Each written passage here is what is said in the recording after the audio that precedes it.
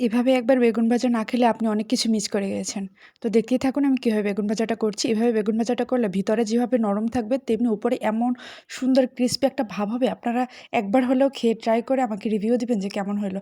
যাই হোক, তো দেখতেই পাচ্ছেন আমি কিভাবে বেগুনটা কেচে নিলাম।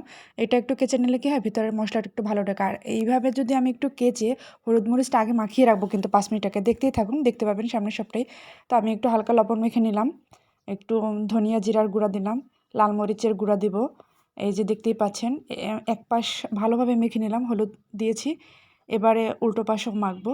সেমভাবে এই উপকরণগুলোই উল্টো পাশে আবার ভালো করে দিয়ে মেখে নেব। একটু জিরার গুঁড়া, ধনিয়ার গুঁড়া, একটু লবণ, হলুদ আর লাল মরিচের গুঁড়া, এই তো। আর এর সাথে একটু স্বাদ বাড়াইতে যেটা দেবো সেটা হলো সামান্য একটু লেবুর রস। এটা দিলে কি হয়, মানে আলাদা একটা টেস্ট আসে। জাস্ট এটা বলে বোঝানোর কিছু নেই। আপনারা একবার ট্রাই করে দেখবেন তাহলেই বুঝতে পারবেন।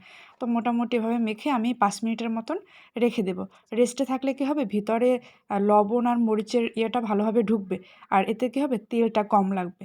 কারণ লবণটা পাওয়াতে মানে বেগুনটা আর লেবুর যে রসটা এটাতে ওটা একটু সফট হয়ে থাকবে, যার কারণে ভিতরে আর তেলটা বেশি টানবে না। তো এই তো দেখতেই পাচ্ছেন কড়াইয়ে তেল গরম করে আমি দিয়ে দিলাম। যখন এক পাশ একদম পুরোপুরি ব্রাউন কালার হয়ে যাবে, হালকা একটু উপর থেকে ক্রিস্পিও আসবে, ঠিক তখন আমি অপর পাটটা উল্টে দেবো। আর ২ টা কাঁচামরিচ কেন দিলাম জানেন? গরম ভাতের সাথে যদি এরকম তেলে ভাজা একটা কাঁচামরিচ একটু ডলা দিয়ে খান না, তাহলে বুঝবেন যে আসলেই কাঁচামরিচের কী মজা। শীতের দিনে কাঁচামরিচের তো একটা আলাদা ঘ্রাণ থাকে। তো যাই হোক, দেখতেই পাচ্ছেন এই যে আমার বেগুন প্রায় কিন্তু হয়ে গেছে। আমি আবার একটু চেখে নিলাম যে আসলে হয়েছে কিনা, খুন্তি থেকে দেখে নিলাম। তো দেখলাম একদম মোমের মতন হয়ে গেছে কিন্তু উপর থেকে সফট। ক্রিস্পি একটা ভাব আর ভিতরে নরম। তো যাই হোক, দেখতেই পাচ্ছেন এই যে অবস্থা, আমার পুরোপুরি ফাইনাল লুক কেমন।